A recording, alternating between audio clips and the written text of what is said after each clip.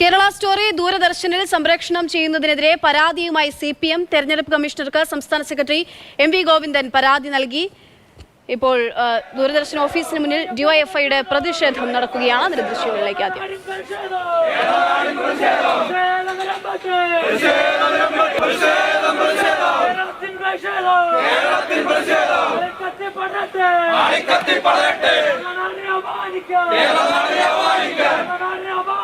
സ്റ്റെഫിൻ വിവരങ്ങളുമായിട്ട്. സ്റ്റെഫിൻ, ഇപ്പോൾ ആദ്യം മുഖ്യമന്ത്രി കത്തയക്കുന്നു, മുഖ്യമന്ത്രി ഇതിൽ പരാതി നൽകുന്നു, പിന്നീട് പ്രതിപക്ഷ നേതാവ് ഇടപെടുന്നു, ഇപ്പോൾ സിപിഎം പരാതി നൽകിയിട്ടുണ്ട്. എങ്ങനെയൊക്കെയാണ് ഈ സംരക്ഷണത്തിനെതിരായിട്ടുള്ള ഏതൊക്കെ പാർട്ടികളുടെ ഭാഗത്തു നിന്ന്, ആരുടെയൊക്കെ ഭാഗത്തു നിന്ന് പരാതി ഉയരുന്നുണ്ട്? അതിനപ്പുറത്തേക്ക് ഡിവൈഎഫ്ഐയുടെ പ്രതിഷേധം അവസാനിച്ചോ നിലവിൽ?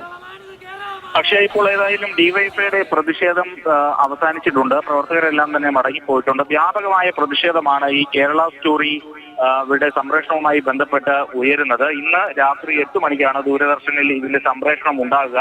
ഈ തെരഞ്ഞെടുപ്പിന്റെ ഈ ഒരു ഘട്ടത്തിൽ രാജ്യത്തിന്റെ ഔദ്യോഗിക വാർത്താ സംപ്രേഷണ സ്ഥാപനത്തെ ഉപയോഗിച്ചുകൊണ്ട് കേരളത്തെ ഇകഴ്ത്താനുള്ള ഒരു നീക്കമാണ് ഈ ബി.ജെ.പിയുടെയും സംഘപരിവാറിന്റെയും ഭാഗത്തു നിന്നുണ്ടാകുന്നത് എന്നുള്ളതാണ് സിപിഎമ്മും അതോടൊപ്പം തന്നെ പ്രതിപക്ഷവും ഒക്കെ തന്നെ പറയുന്നത്. ഇപ്പോൾ പ്രതിപക്ഷ നേതാവും അതോടൊപ്പം തന്നെ സിപിഎം സംസ്ഥാന സെക്രട്ടറിയും ഇതുമായി ബന്ധപ്പെട്ട് തിരഞ്ഞെടുപ്പ് കമ്മീഷണർക്ക് പരാതി നൽകിയിട്ടുണ്ട്. അതോടൊപ്പം തന്നെ വർഗീയതയുടെ വിത്തിട്ട് ഭിന്നിപ്പ് ഉണ്ടാക്കാനുള്ള ബി.ജെ.പിയുടെ ഇത്തരത്തിലുള്ള ശ്രമം ചെറുക്കണം എന്നുള്ളത് മുഖ്യമന്ത്രി തന്നെ വ്യക്തമാക്കിയിരുന്നു.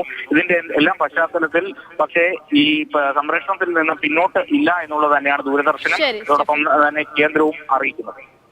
ശരി, സ്റ്റെഫിനാണ് വിവരങ്ങൾ നൽകി.